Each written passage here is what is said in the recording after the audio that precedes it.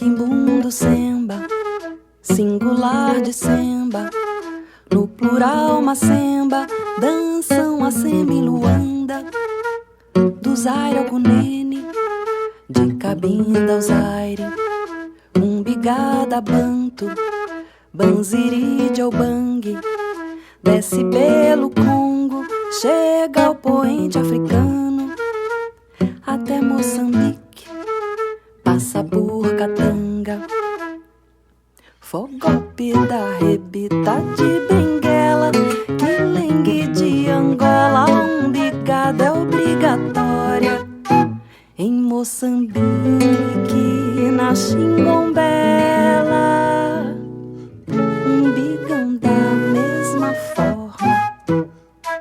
A sonda dos bangalas de Cacole, sobado do Titoco que assiste em terra lunga. Quem diz batuque, diz umbigada e sacudidas cheganças. Vira verde gaio, sarapico, malhão, caninha verde, bailarico, bandelô,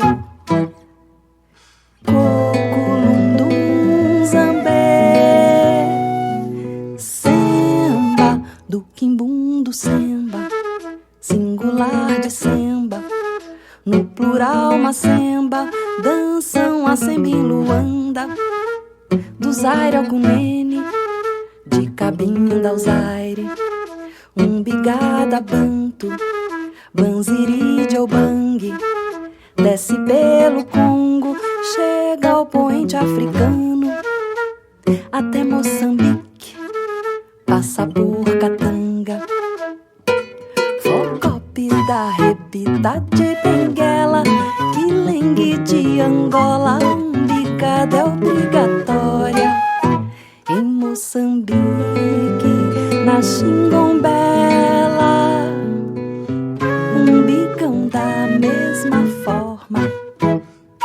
Caçonda dos bangalas de Cacole, sobado do Titoco que assiste em terra lunga. Quem diz batuque, diz umbigada e sacudidas cheganças. Vira verde gaio, sarapico, malhão, caninha verde, Minha mãe foi uma guerreira.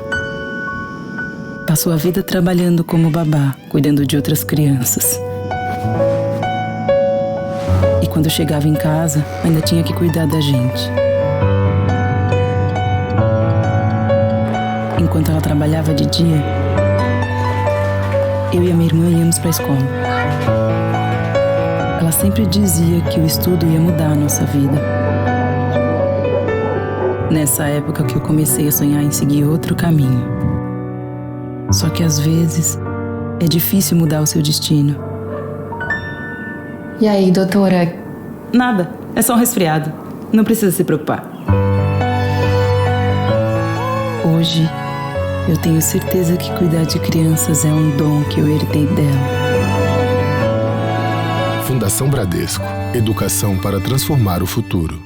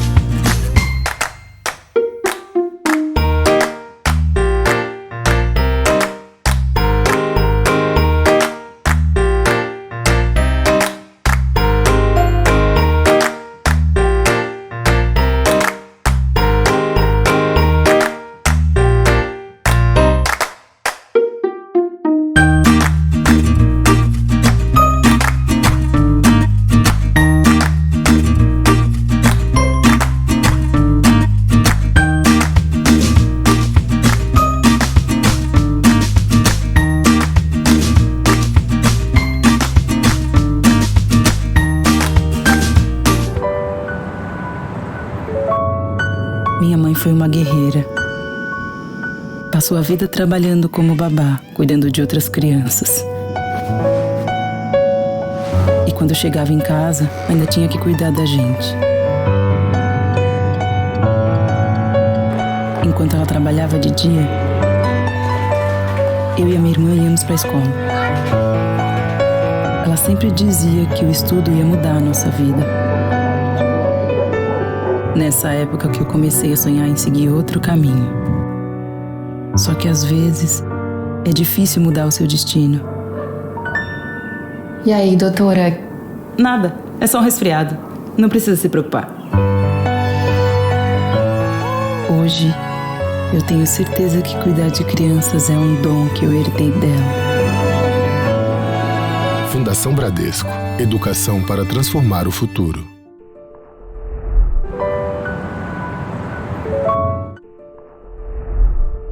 Quando olhamos ao redor, ainda podemos ver crise, dor, pandemia. E em meio a tamanhos desafios, podemos duvidar da nossa força para mudar a realidade. Hey, vamos olhar ao redor novamente? A mobilização da ação cidadã e coletiva nos conta e comprova que podemos reconhecer desafios comuns, combinar recursos, energias e competências para criar soluções.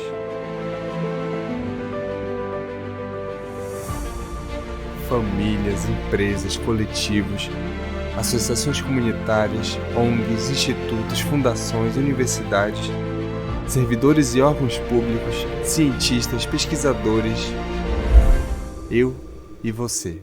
Nós somos a sociedade viva. O Congresso GIF é o espaço para fomentar reflexões e sintetizar aprendizados em temas históricos e contemporâneos, desafios compartilhados, fronteiras da nossa ação coletiva, para dar passos largos na direção das transformações que queremos. Precisamos da potência e da inteligência que só juntos e juntas podemos alcançar. No GIF, nos orgulhamos de fazer parte e de fortalecer as várias instâncias da ação cidadã. Ei, vamos olhar ao redor novamente. Podemos e precisamos superar a pandemia e todos os desafios que estão no caminho para a construção de um país mais justo, sustentável e feliz. Vamos olhar para o futuro que queremos construir. Juntos podemos. Viva a sociedade viva!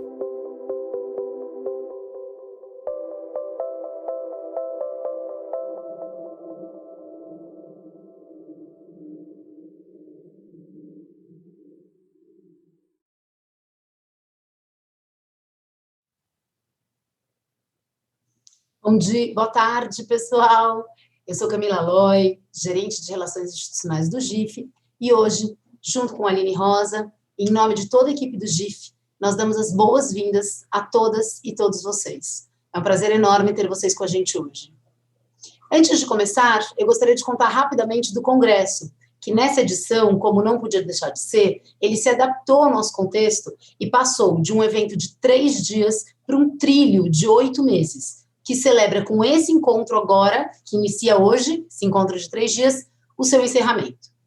O trilho, ele tem 3 etapas. A primeira foi a abertura do Congresso com a Semana do Investimento Social. Durante essa semana, a proposta foi traçar um panorama do nosso contexto como setor e sociedade. A segunda etapa do Congresso propôs uma programação contínua de atividades, até o início desse mês, até o início de março. Foram conversas aprofundadas sobre diversos temas correlatos ao trabalho do GIF. Foram mais de 50 atividades que reuniram mais de 3.500 participantes. A terceira etapa se inicia agora, com esses 3 dias intensos de atividades e de encontros que tradicionalmente caracterizam o Congresso do GIF há mais de 20 anos. Só que dessa vez, esses 3 dias serão muito diferentes. Não só por ser um congresso 100% online, né? Mas também porque ele acontece em um contexto muito difícil. E também porque acontece depois desses 8 meses de trilho. Então, foram 8 meses de soma de reflexões coletivas com um público muito diverso e representativo do campo da filantropia, do investimento social privado e da sociedade civil, que permitiu gerar uma síntese dessas profundas análises que fizemos ao longo desse período. Os 3 dias de encontro, hoje, partem dessa síntese para produzir uma consolidação coletiva e colaborativa de uma visão comum para a atuação da filantropia e do investimento social no Brasil para os próximos anos, incluindo seus mais diversos atores e parceiros. A programação do nosso encontro foi organizada em 3 tipos de atividade: as lives, que são essa que começa agora, as oficinas temáticas colaborativas e os momentos de socialização, nos coffee breaks, no café da manhã e no happy hour. A live de agora, o assunto é pandemia, pós-pandemia e políticas sociais. E não dá para abrir essa live sem falar do contexto que a gente está vivendo, porque ela dialoga amplamente com os desafios das políticas sociais. A pandemia explicita de maneira aguda a extensão dos nossos problemas estruturais e revela os desafios nas nossas frentes de política social, tanto na proteção e desenvolvimento como na saúde e na educação. E ela nos convoca para uma reflexão de como podemos renovar e avançar de forma profunda, estrutural e sistêmica na construção de políticas que garantam a proteção e a qualidade de vida.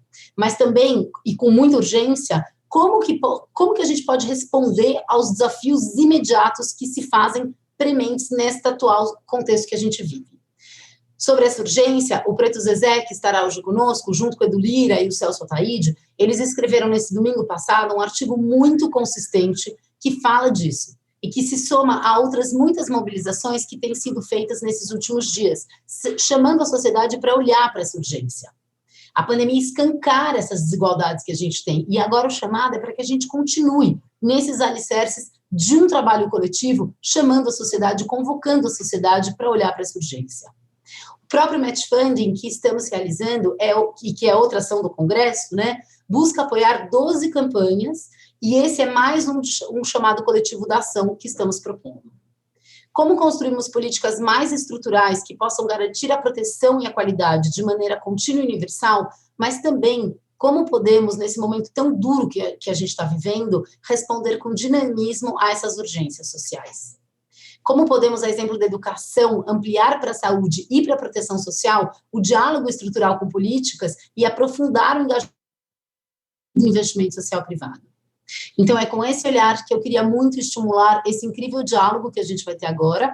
E antes de passar para a Jéssica Moreira, que é a nossa mediadora, eu tenho 2 avisos. O primeiro deles, gente, é que vocês podem enviar perguntas para a gente, perguntas para os convidados desse debate, clicando no botãozinho que está escrito enviar pergunta. E aí, na última parte da conversa, levaremos essas perguntas aos palestrantes. Outra coisa que eu queria contar para vocês é que o Congresso ele tem um aplicativo. E é por lá que a gente consegue ver todo mundo que faz parte do Congresso. Então, se você ainda não baixou o aplicativo, a gente vai pôr no chat, o link lá no chat, que é o aplicativo que se chama EventMob, e aí é só baixar e se cadastrar. Se estivermos todas e todos lá, poderemos, por exemplo, continuar essas boas conversas nesse momento de coffee break que eu contei para vocês antes. Então, sem mais delongas, e agradecendo muito os participantes, eu gostaria de apresentar os convidados de hoje. Teremos conosco o Preto Zezé, da CUFA, o Jorge Calil, do INCOR e da Faculdade de Medicina da USP, e a Priscila Cruz, do Todos pela Educação. E como mediadora dessa conversa, a Jéssica Moreira, da Mulheres da Periferia, e eu passo a bola para ela. Com você, Jéssica, obrigada.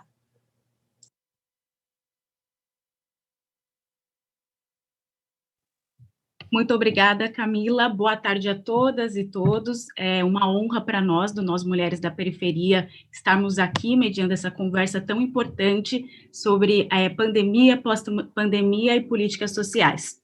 Como nós sabemos, em março completou 1 ano desde que a OMS decretou que nós estamos dentro de uma pandemia. Infelizmente, naquele momento, a gente não tinha nenhum plano de contingência, principalmente para as periferias, que são as pessoas que mais sofrem diante desse cenário, dessa crise sanitária, econômica e social. Mas, até agora, a gente também não tem esse plano, né? Então, a gente viu que muitas mulheres e homens, trabalhadoras e trabalhadores, eles tiveram que manter o seu trabalho, eles não puderam fazer home office, eles, inclusive, muitos, né, na falta da política pública, não tinham nem como seguir as recomendações da OMS, que era lavar as mãos, usar álcool em gel. E agora a gente vê a pandemia também se atenuando, né? Numa crise ligada à fome no Brasil, numa crise de desemprego e também da saúde, né? Os retrocessos, os desmontes da saúde, eles continuam, né, se alargando diante da pandemia, e a gente vê hoje o número, né, de UTIs que estão lotadas em todo o Brasil.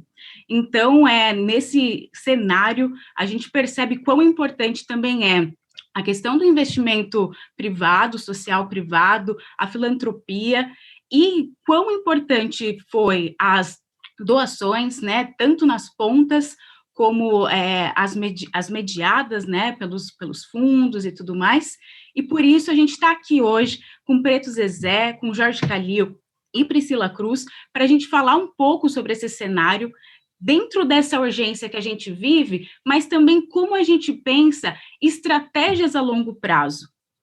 Eu gostaria muito de perguntar a vocês, do ponto de vista da educação, a gente sabe que esse investimento social, ele acontece há mais tempo, mas como que tem sido isso dentro da saúde e da proteção social? Eu gostaria de convidar Preto Zezé, em seguida Priscila Cruz e depois Jorge Calil, e cada um tem 5 minutos aí para a gente bater esse papo sobre esse tema.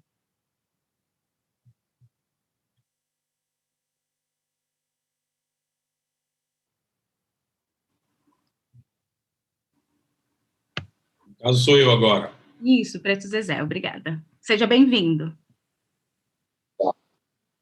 Obrigado. Primeiro, dar uma boa tarde a todos e todas, agradecer esse convite do GIF, estar mais uma vez aqui nesse momento tão difícil, que a gente esperava se encontrar numa situação difícil, mas não tão desfavorável quanto do ano passado. Infelizmente, não foi isso que a gente encontrou, né? Eu queria trazer aqui alguns paralelos do que a gente tinha ano passado e que a gente tem agora, e isso que motivou a gente a escrever esse artigo na Folha de São Paulo domingo, que coloca a gente numa situação de decisão urgente para que a gente escolha que caminho a gente quer traçar, né? Talvez hoje a gente chegue à triste marca de 300 mil mortos no Brasil, é uma marca muito triste.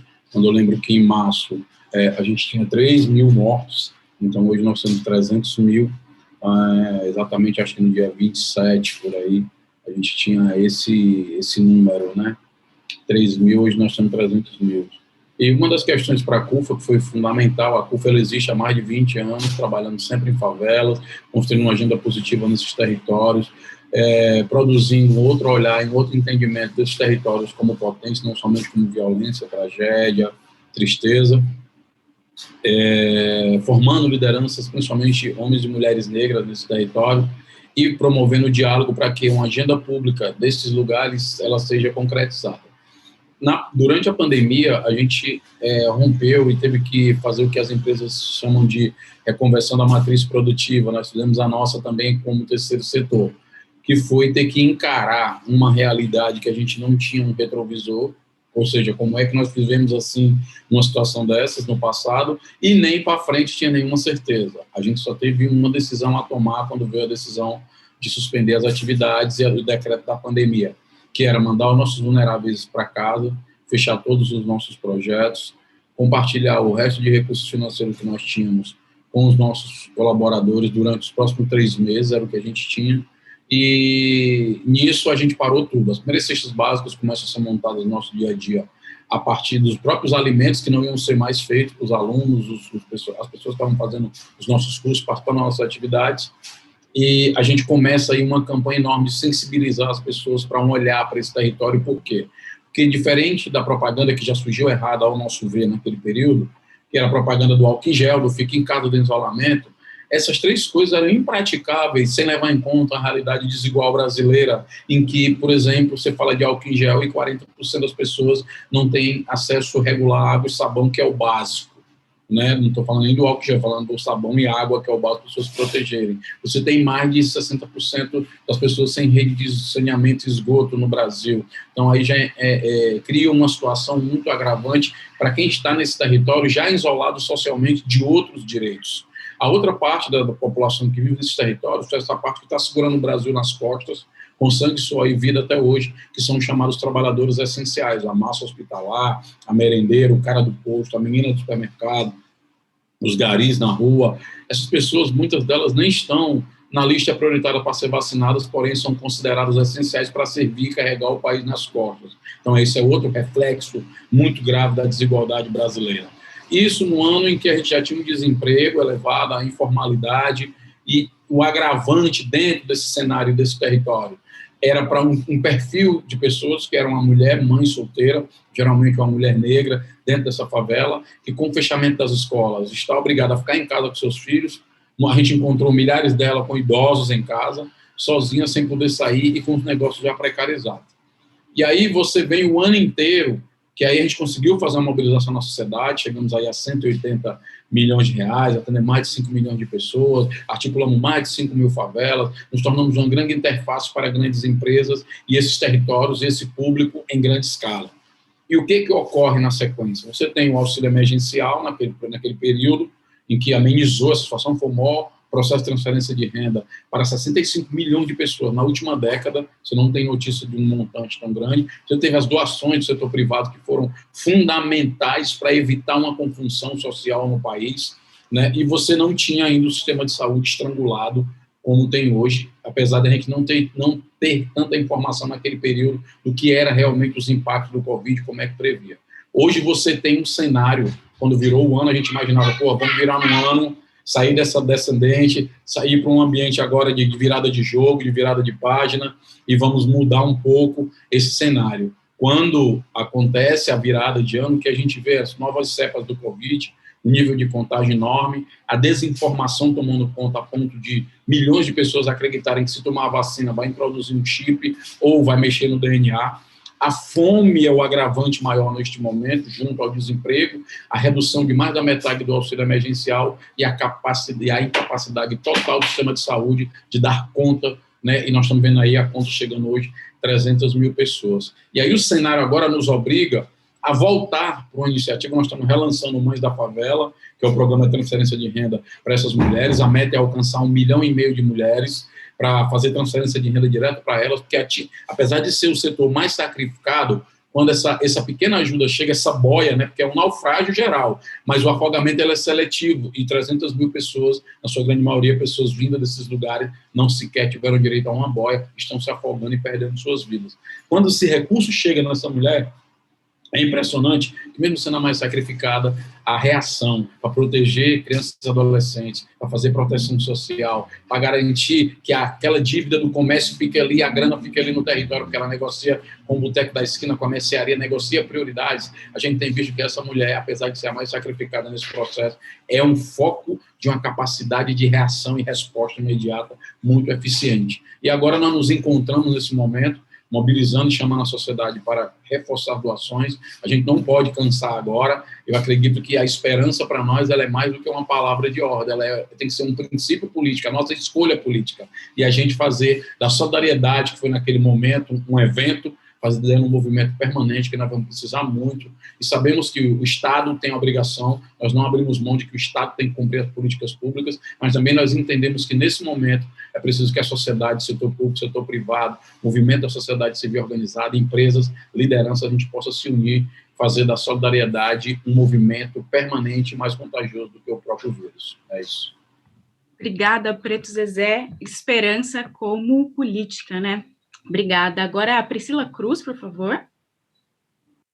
Olá, boa tarde a todos, todas. Uma alegria estar com vocês aqui. Claro que eu adoraria estar presencialmente, que a gente pudesse se encontrar. Como que faz falta a gente poder se encontrar, fazer esse olho no olho, tomar o cafezinho, se abraçar. Acho que está todo mundo sentindo muita falta disso. E os congressos do GIF sempre foram momentos especiais desses encontros, então quero aqui agradecer o convite da Neca, do Zé Marcelo, da Érica, agradecer a mediação da Jéssica, agradecer por estar aqui com o Preto Zezé e com o Jorge Calil, das pessoas que eu tenho sempre aprendido muito com eles dois, então quero agradecer por esse momento e pegar essa última palavra da Jéssica, né, que ela pegou do Preto Zezé, que é a esperança. Se não tem jeito, eu sempre lembro dessa frase do Santo Agostinho: esperança tem duas filhas lindas, a indignação e a coragem. Assim, a gente tem que manter esse nosso nível de indignação sempre em alta rotação, porque, de fato, o que a gente está vivendo hoje no país, como bem disse o Preto Zezé, como a gente tem lido nos noticiários, como a gente tem visto, né, no nosso entorno, é algo assim, completamente fora de ordem, né? Quem poderia imaginar que a gente estaria hoje, em março de 2021, com essa notícia de mais de 3.000 mortos por dia? Então, toda a minha solidariedade a todos os brasileiros, e que a gente não caia nessa falácia. Depois, acho que o Cali vai poder falar um pouco sobre isso, assim, tanta mentira, tanta desinformação. Nesse período, isso realmente é criminoso, que a gente está vivendo hoje no país. Então, a gente tem que manter essa indignação e a gente também tem que ter coragem de fazer muita coisa, né? Coragem de, inclusive, colocar a nossa voz à disposição e para proteção das pessoas mais vulneráveis desse país. E aqui eu falo do campo da educação, né? Inclusive, como o tema dessa mesa apresentou, a educação ela é uma área que tem uma tradição e tem um histórico maior de trabalho conjunto, mas mesmo assim, o enfrentamento da situação atual, com escolas fechadas, crianças sem conectividade, uma dificuldade enorme das próprias famílias terem que entender, acolher essa situação dos filhos em casa, sem saber muito bem como interage com os professores, falta de informação, falta de comunicação da gestão pública com essas famílias, falta de diálogo. Então, a gente está vivendo, por mais que seja um setor mais organizado, né, de forma aqui relativa, é um setor que está sendo, assim, brutalmente afetado. Vocês, né, a maioria de vocês trabalham com isso, sabem muito bem, e estão vivendo isso na pele todos os dias. O que eu queria aqui compartilhar, Jéssica, é um pouco o que no Todos pela Educação, e muito aprendendo com as pessoas com as quais a gente interage, assim, quais são os principais aprendizados para a gente ter essa coragem de dar o próximo passo e ter uma esperança de ter uma educação aí no curto, médio e longo prazos melhor. Vou dizer assim, olha, sempre tem essa pergunta, assim, mas tem um legado da pandemia na educação, tem alguma coisa? Em geral, as pessoas esperam uma resposta relativa à tecnologia, à digitalização, que vai mudar, o ensino híbrido. Eu acho que vai ter uma série de mudanças mesmo, tá? Agora, o que eu acho que é o mais importante, e aí sim é uma estrada mais poderosa para a gente fazer mudanças, e que a pandemia acelera, e que essa tem sido a grande aprendizagem do Todos para a Educação nesse caminhar, nessa construção dessa estrada. São 3 grandes pilares, né, que fazem parte dessa aprendizagem. Um primeiro pilar é uma construção dinâmica de agendas dinâmicas.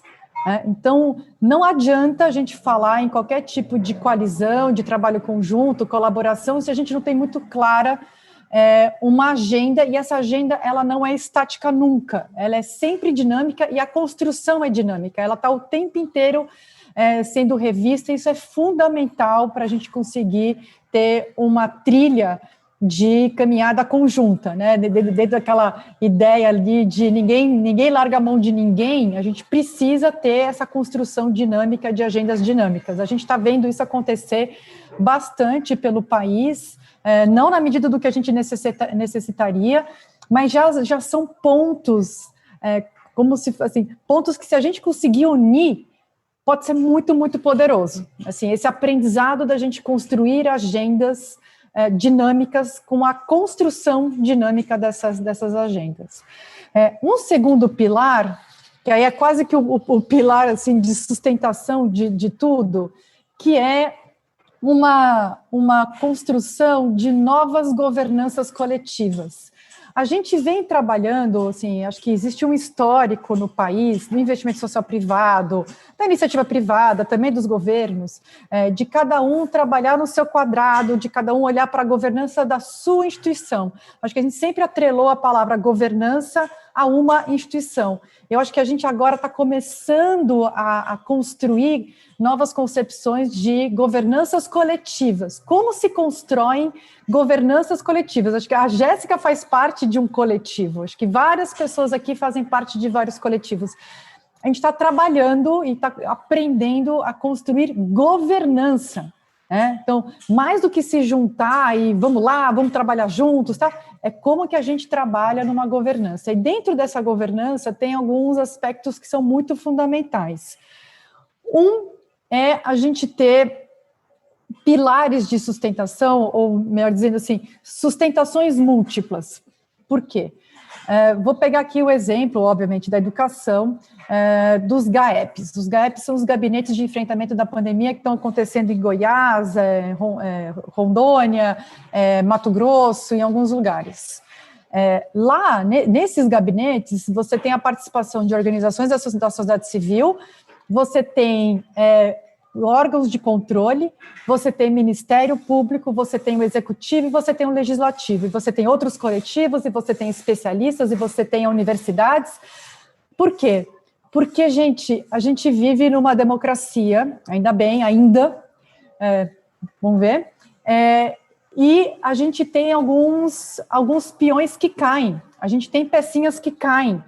Por exemplo, no campo da educação, o Ministério da Educação, que sempre foi um órgão muito importante, uma instância muito importante para puxar políticas, a gente até poderia não concordar, ter discordância, mas sempre foi um local que puxou muitas mudanças na educação brasileira.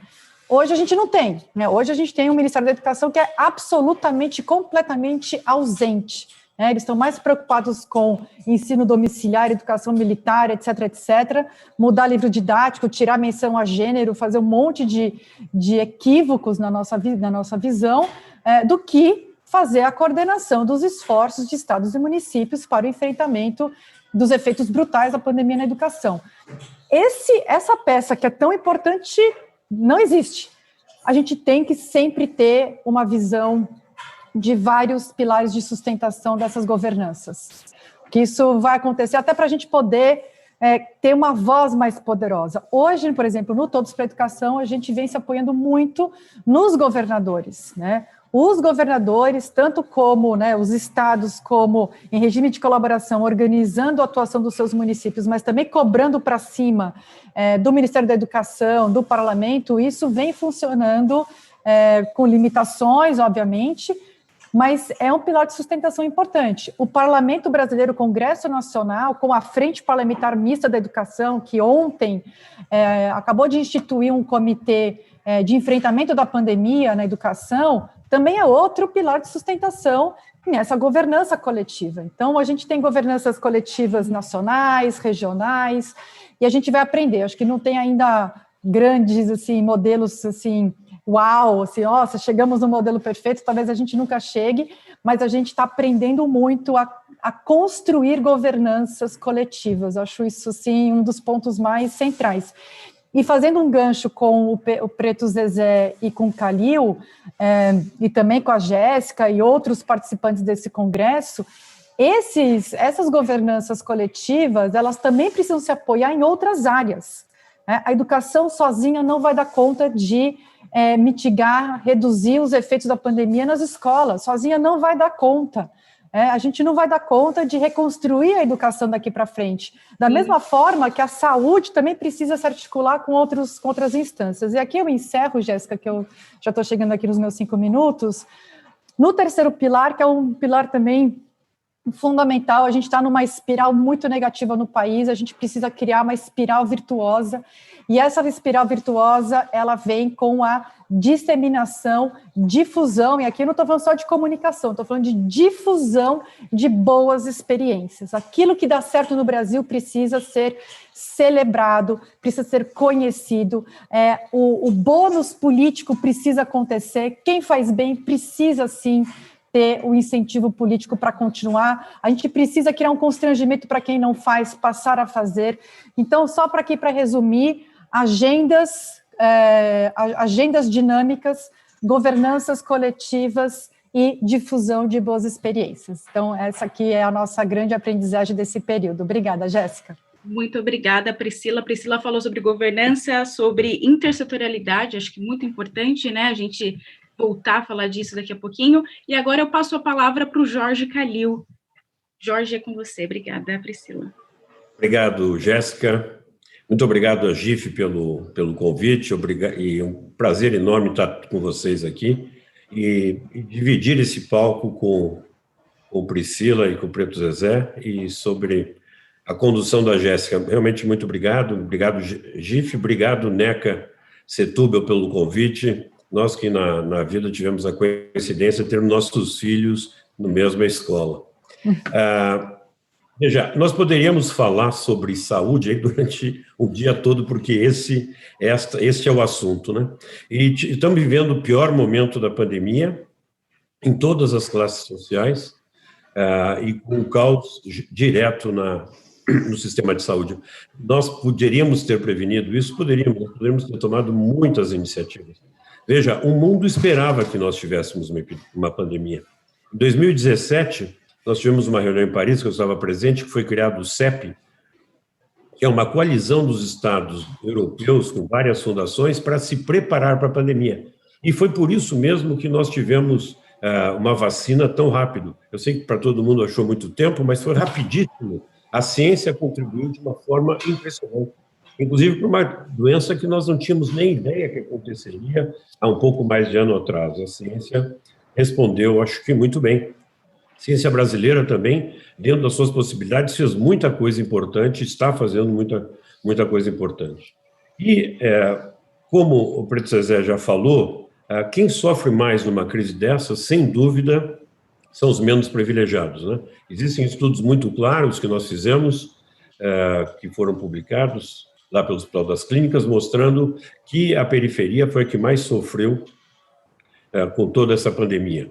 Agora, ela também devastou, digamos, as pessoas de maior idade e tem sofrido bastante com essa, e todo mundo está sentindo a doença de perto se antes sentia que ela estava longe.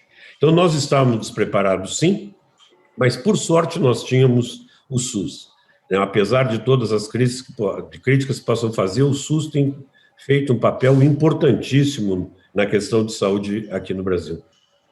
Vejam que os Estados Unidos, em que não tem um sistema de saúde público organizado, eles sofreram mais do que nós. Agora nós estamos sofrendo muito, nós podemos voltar a isso, mas nós temos um sistema de saúde que abriga todo mundo que estiver doente, com todas as dificuldades que nós podemos ter, e sem dúvida alguma nós podemos melhorar. Por que nós estamos sofrendo tanto agora? Bom, primeiro falta educação. Falta educação, e educação no sentido amplo, que é a educação cívica. Nós não conseguimos respeitar o problema de evitar as aglomerações, por mais que se falasse constantemente nos meios de comunicação, houve aglomerações sim, seja nos finados, seja nas festas de fim de ano, Natal, Ano Novo, férias, Carnaval, a gente viu muita aglomeração. E a doença passa. E as pessoas dizem, não, mas eu só estou aí com 30 pessoas, são todos amigos. A doença não passa só de inimigo para amigos, passa todo. O vírus não vê fronteiras. E nós temos que respeitar. Nós temos que respeitar também as informações que são dadas de qualidade. Priscila tocou nesse assunto. Nós tivemos muita desinformação. As pessoas têm que poder ver quem é que está dando informação, se são pessoas confiáveis ou não, vendo onde é que elas trabalham, qual é a responsabilidade que elas têm, e tivemos desinformação fazer o quê? E nós temos que nos preparar, claro que temos que preparar. Todo o sistema de saúde, SUS, eu espero que seja fortalecido, que saia fortalecido desse momento de tremenda angústia que nós estamos vivendo.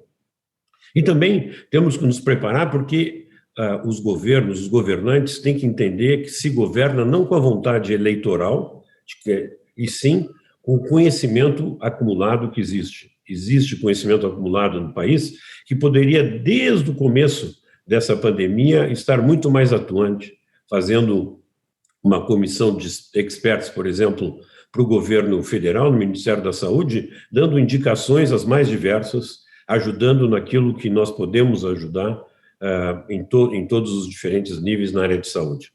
Não foi feito. Espero que agora, com o novo ministro, se tome atitudes. Também não foram ouvidos quando todos nós dizíamos que tínhamos que comprar vacinas, mesmo que elas não tivessem sido comprovadas ainda. Fazer como os países desenvolvidos fizeram, nós sabíamos que tínhamos que comprar vacina para serem aprovadas depois, porque nós estaríamos numa condição muito melhor hoje.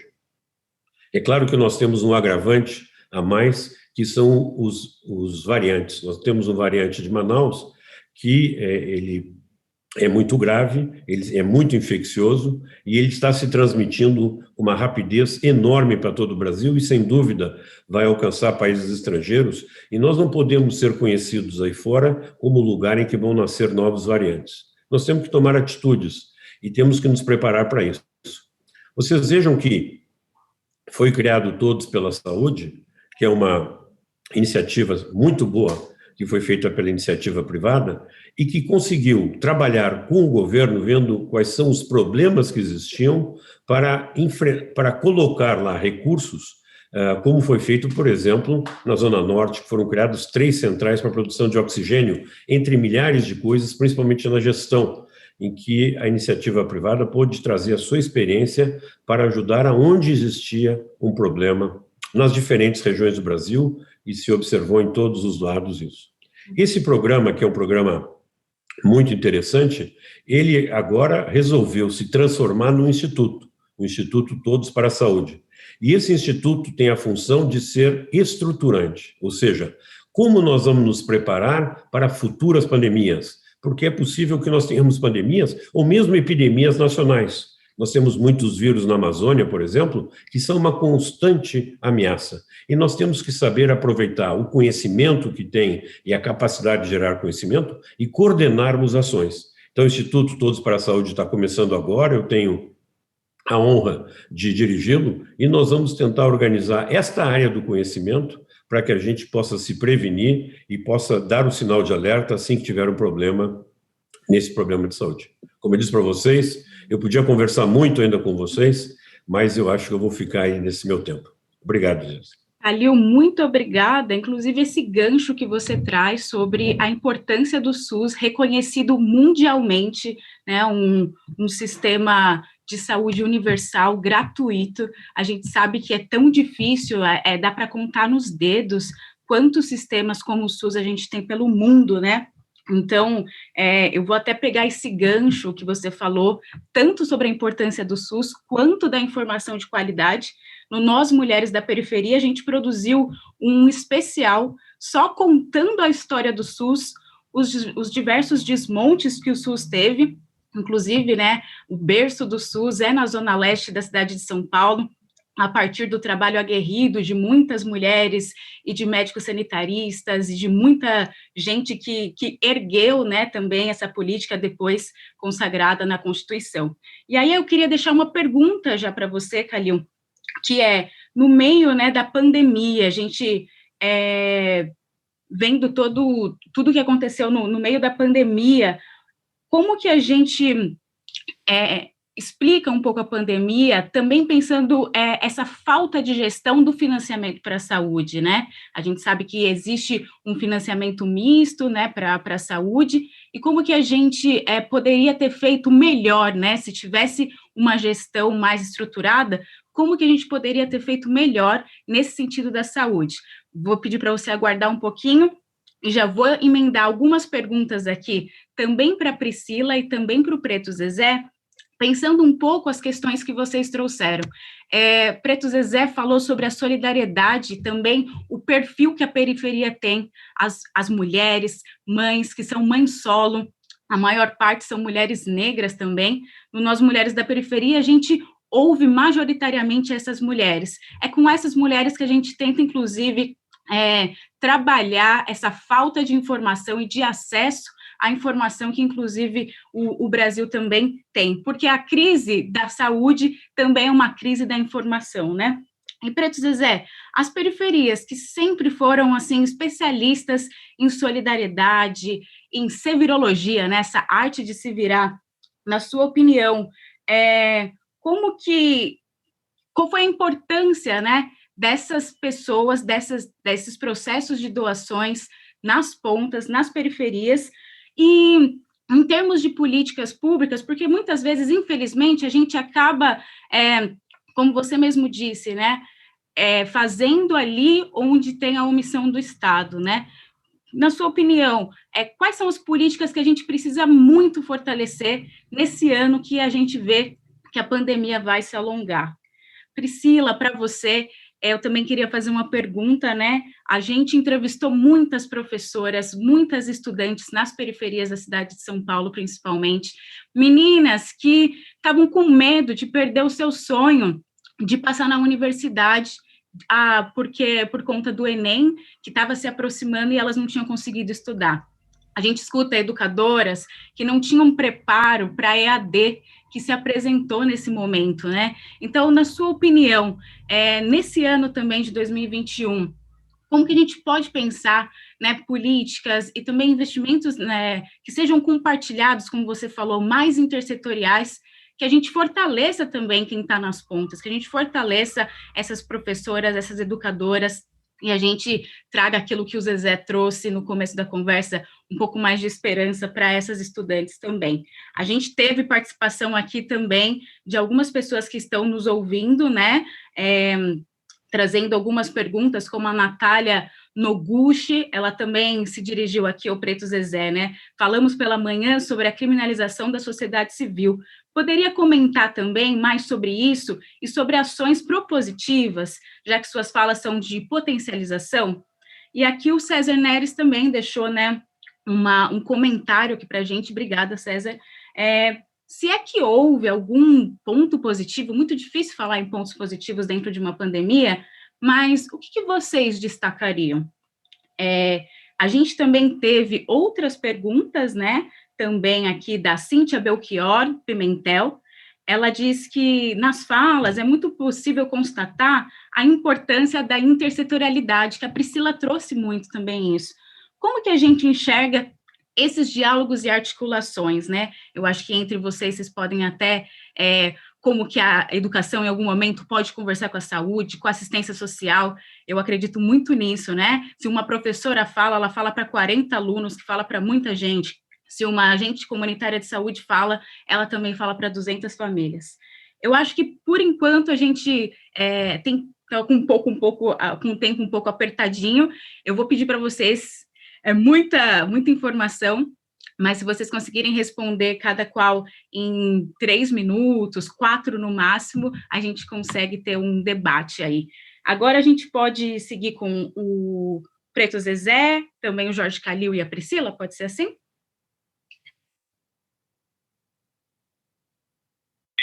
Pode.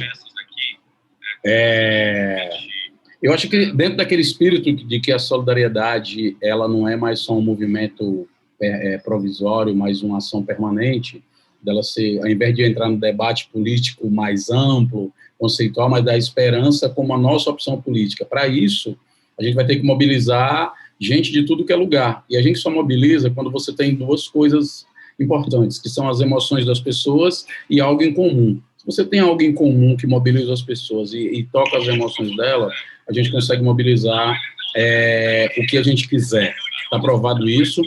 Nós estamos no pior momento da humanidade e as pessoas estão tirando o pouco que tem. A gente teve um caso aqui em Fortaleza que a gente foi doar 50 valimães para as mães na favela e aí terminou a entrega. Quando concluiu, chegou umas 50 mães que estavam fora do cadastro, não tinha mais cartão, com aquele clima pesado, né?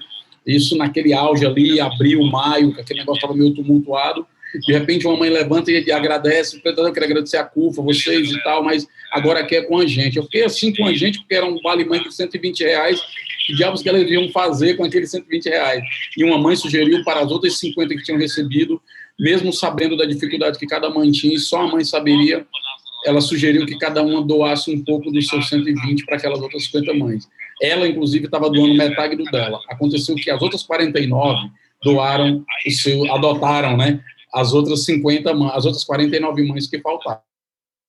estamos falando de um momento difícil, de um momento complicado, estamos falando do pior momento da humanidade, em que essas mães decidiram ajudar umas às outras. E aí, políticas, a agenda pública está se colocando. Eu vejo muito debate sobre o candidato, sobre 2022, mas, pessoal, a gente precisa passar e sobreviver a 2021. E é agora. E agora precisa de uma agenda pública que não é uma agenda de um candidato, ou de uma candidata, ou de um partido político, ou do governo. É uma agenda pública de interesse de quem mais precisa. E agora está bem claro que é a questão da proteção econômica, da proteção social e da saúde, e a segurança alimentar imediata são as agendas que se jogam, né, que gritam e que se jogam no nosso peito, pedindo para serem abraçados. Se a gente não for capaz, quanto sociedade, quanto mundo corporativo, quanto organização da sociedade civil, de entender que essa é a agenda que nos une, independente das nossas diferenças, independente das nossas posições políticas, eu acho que a gente fracassa quanto sociedade. Não quero acreditar nisso, quero acreditar que nós iremos num movimento contrário de enfrentamento a essa desigualdade, de enfrentamento a essa realidade, de compartilhar oportunidades e riquezas, porque do contrário, se a gente não conseguir fazer isso, nós vamos compartilhar tristezas e tragédias como a gente está vendo até agora. Muito obrigado, Preto Zezé, pelas considerações. Agora, Jorge Calil, por favor, você pode também? Pode ser, eu pensei que fosse a Priscila antes, mas vou lá. Bom, você me pergunta, Jéssica, sobre a questão do financiamento à saúde. Sem dúvida que nosso financiamento à saúde é insuficiente, tendo em vista todas as necessidades que nós temos. Acho que o Preto Zezé levantou muitas delas, porque nós não temos que ser só reativos, nós temos que fazer uma saúde bem planejada para que as pessoas não fiquem doentes. E se ficarem doentes, que o atendimento seja muito rápido, não deixar uma doença grave, né? Então, novamente, eu digo que nós aqui no Hospital das Clínicas, que atendemos muito também a periferia, nós observamos que as pessoas mais carentes já vinham com uma saúde muito debilitada e foram elas que mais sofreram com a doença, independentemente da idade em que elas estavam. Então, nós precisamos de uma boa gestão, nós precisamos usar a inteligência em todos os passos desse tipo de financiamento, né?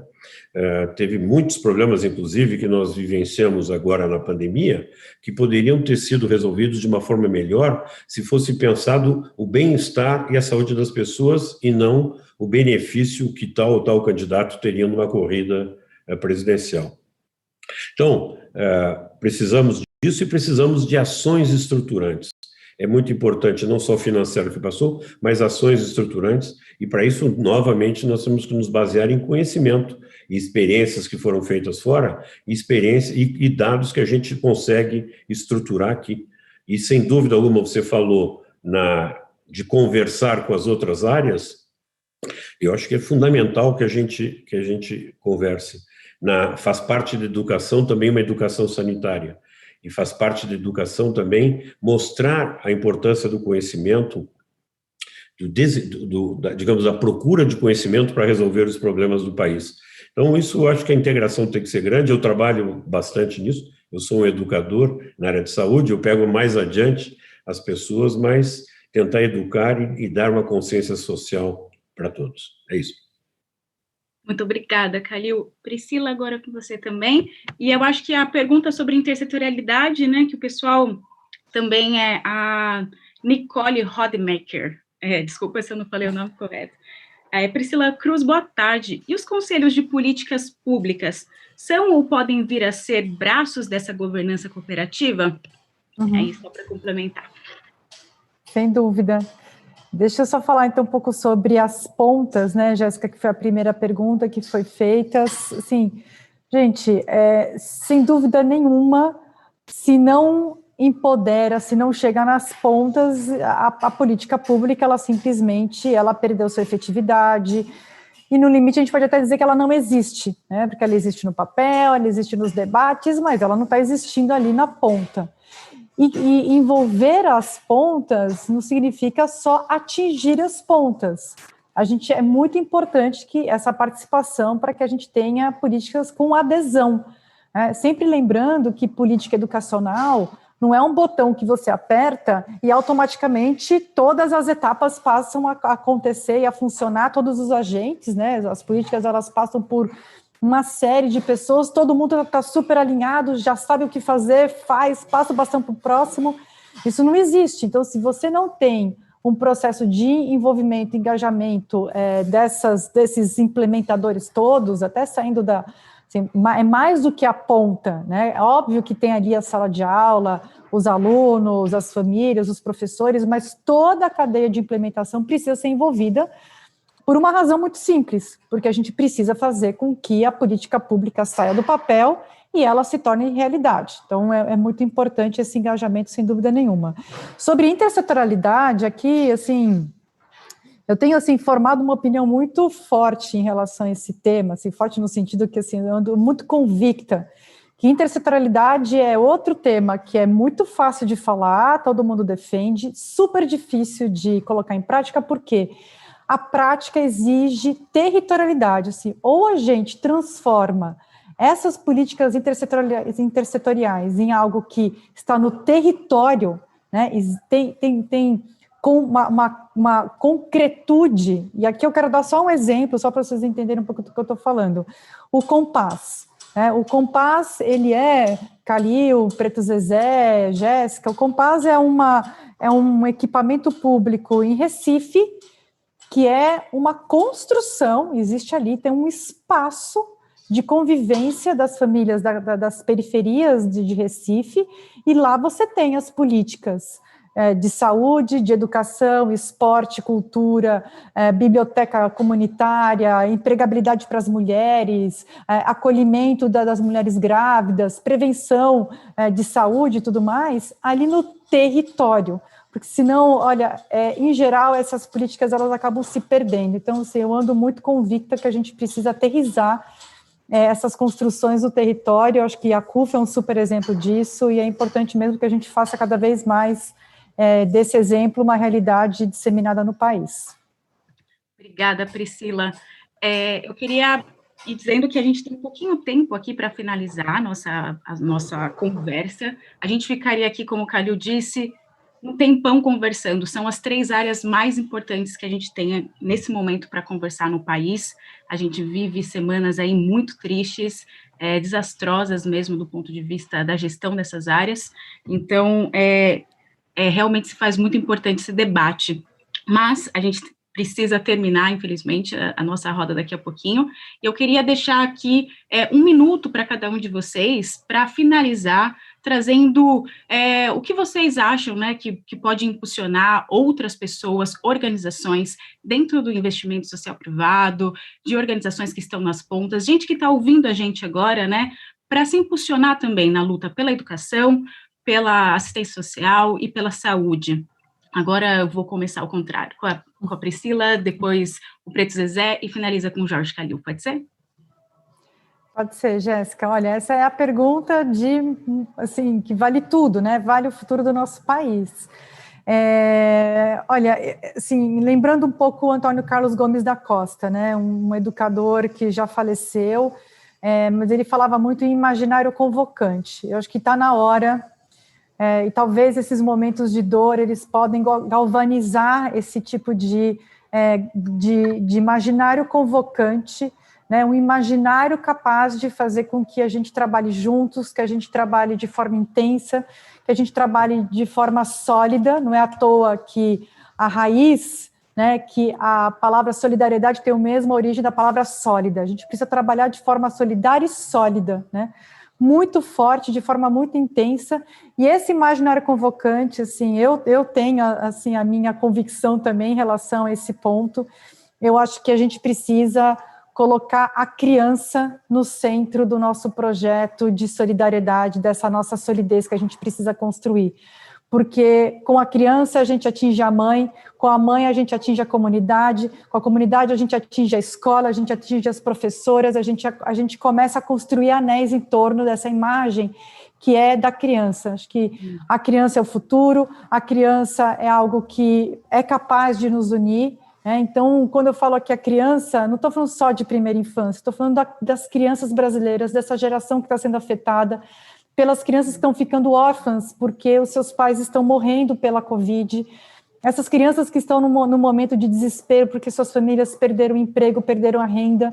Então, acho que se a gente conseguir construir um projeto de nação, tendo a criança como centro, a educação vem, a assistência social vem, a distribuição de renda vem, a saúde vem, acho que a gente consegue montar, construir essa teia que é tão difícil, tão complexa, mas acho que esse é o grande imaginário convocante que eu acho que é capaz de unir o país na reconstrução que a gente vai precisar promover daqui para frente. E, Jéssica, quero agradecer a tua condução, quero agradecer também a oportunidade de estar aqui.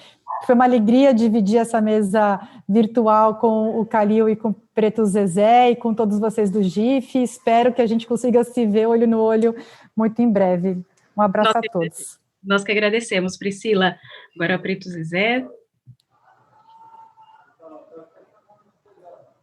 O seu áudio está fechado, Preto Zezé. Eu penso que a gente está num momento crucial da sociedade brasileira de tomar uma escolha. O que nós vamos fazer? A gente tem a chance agora, se é um momento trágico, triste, desolador, imobilizante, pela quantidade de problemas, eu não sei se pela nossa vivência de favela, porque assim, a gente é doutor em tragédia, PhD em dificuldade, então eu até levei jornalistas esse tempo agora para ver na favela, por que o pessoal da favela não tá na rua, não está em casa, eu fui explicar as condições sociais, mas também levá-las para ouvir as pessoas, qual era o sentimento das pessoas. As pessoas colocavam que a desigualdade já coloca muitos desafios para viver numa favela. O Covid é só mais uma dessas questões, mas que a gente não possa deixar que essa realidade ela nos imobilize, ela nos deixe perceber a vida somente como números que a gente lê toda noite, o que publica na nossa rede social, mas que a vida ela seja o parâmetro, principalmente das crianças. A minha amiga do Todo pela Educação falou agora, a Priscila, que a gente está vendo como as crianças estão sendo sacrificadas nesse processo, porque nós estamos sem a escola, estamos sem vivência, a gente está com casos de criança de 5 anos, cuidando de 2 crianças, uma de 3, uma de 2, sozinhas em casa. Então, que a gente olhe agora, que a gente tem chance de sair desse buraco da barbárie e ir para uma redenção humanitária.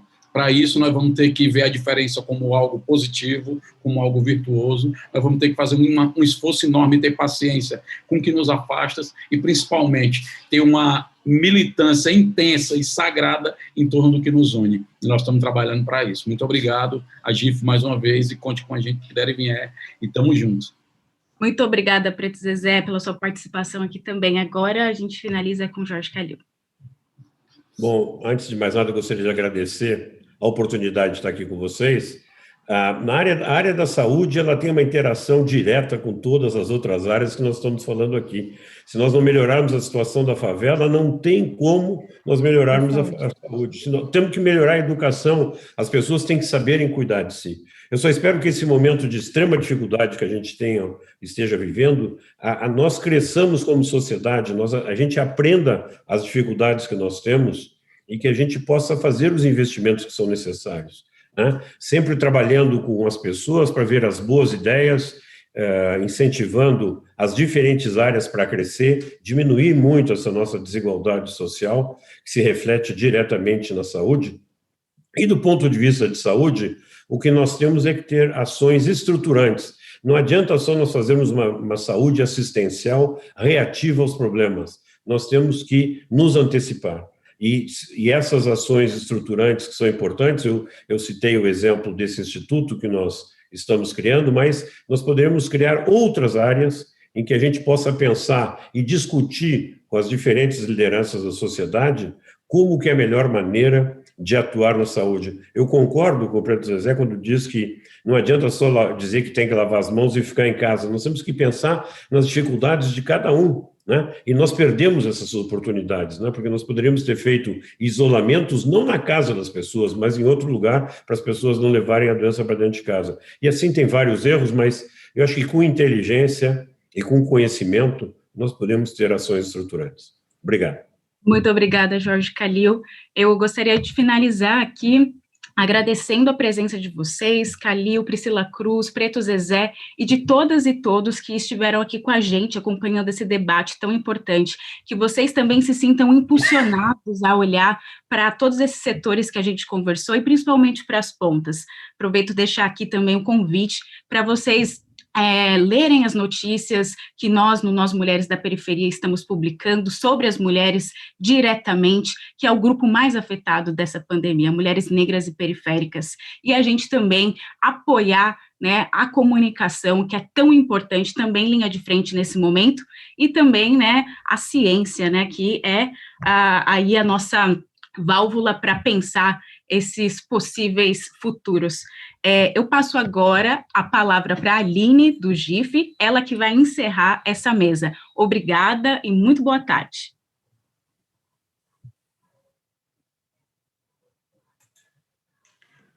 Obrigada, Jéssica. Foi uma ótima mediação, um diálogo muito importante que reuniu vozes inspiradoras sobre temas tão centrais e permanentes nesse contexto atual, né? Acho que vale ressaltar, diante de tantas falas dos nossos convidados, alguns pontos chaves que eles trouxeram hoje. O Preto Zezé, enfim, ressaltou a importância das doações diretas e das doações mediadas, a importância das doações do setor privado, que foram essenciais para diminuir essa desgraça que poderia ter acometido mais as periferias. A desinformação é gritante e a fome e o desemprego com maior gravidade nesse momento. O recurso emergencial, muito importante, em um foco de resposta imediato muito eficiente. Então, ele traz essa questão, né, não podemos cansar agora, a esperança é mais que uma palavra de ordem, é um princípio político, precisamos nos unir para uma solidariedade mais eficaz, né?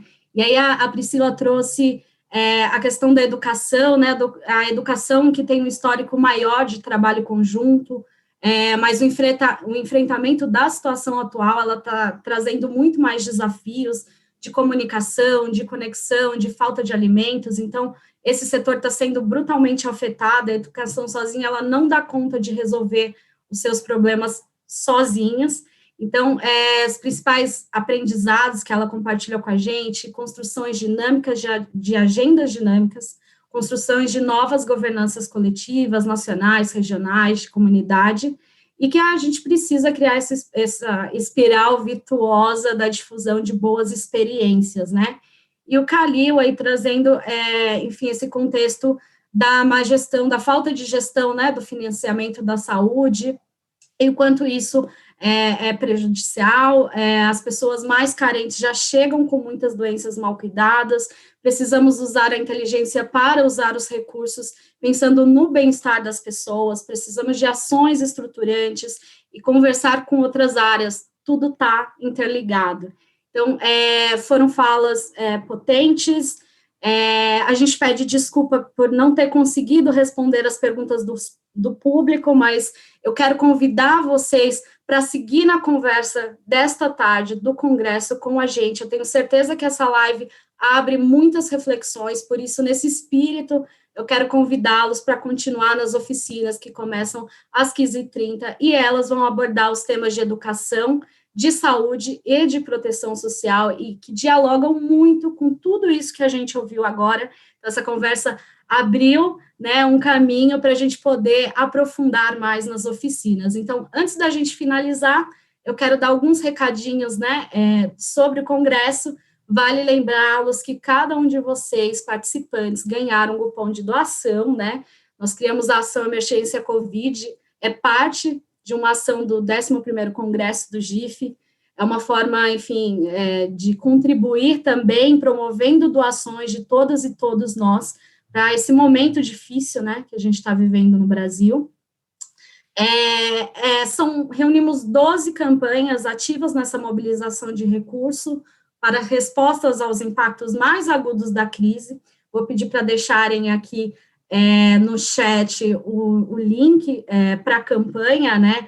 Acho que vale reforçar que cada doação recebida ativará um cupom de doação no valor de R$100 para somar-se ao valor que vocês vão estar doando, e uma ação que a gente já tem 40 doadores, né, e a gente já conseguiu R$7.740 doados. Então, nosso muito obrigado às pessoas que já estão colaborando com a ação, e o nosso convite especial para quem não conseguiu entrar na plataforma ainda, que façam a sua doação, que ativem o seu cupom e, enfim, participe dessa ação do Congresso junto com a gente, colaborando com a gente nisso. Também acho que vale lembrar que o Congresso ele tem diversas salas disponíveis que caracterizam aí espaços e lugares diferentes do nosso país. Então, a gente convida vocês para chamarem grupos, para esses momentos que a gente está entre as plenárias, as oficinas, as lives, enfim, para tomar um café, para conversar e compartilhar desse momento em grupo. Então, essas salas estão disponíveis para vocês através da plataforma do Congresso, que vocês estão assistindo agora, no canto superior esquerdo, onde tem esses bonequinhos. Basta você clicar ali, vai abrir uma aba de Coffee Breaks, e aí é só chamar os colegas, papear esse momento, enfim, de corredores que a gente fazia muito no presencial, e a gente quer também trazer essa experiência de alguma forma para o online. Então, meu muito obrigada a participação de todos vocês, e um agradecimento especial para o Preto Zezé, Jorge Calil, Priscila Cruz e a Jéssica Moreira, que nos ajudou nessa mediação do encontro. Espero que vocês estejam saindo inspirados, reflexivos, inspirados e abertos para estarem com a gente, seguirem com a gente na programação de agora de tarde, das 15h30, das oficinas de educação, saúde, proteção social, enfim, que eu já reforço que fazem, que dialogam com essa conversa que a gente acabou de ter aqui. Então, nosso muito, muito obrigada, e nos vemos daqui a pouco, eu vou estar lá na mesa de educação, tá bom? Um beijo, pessoal.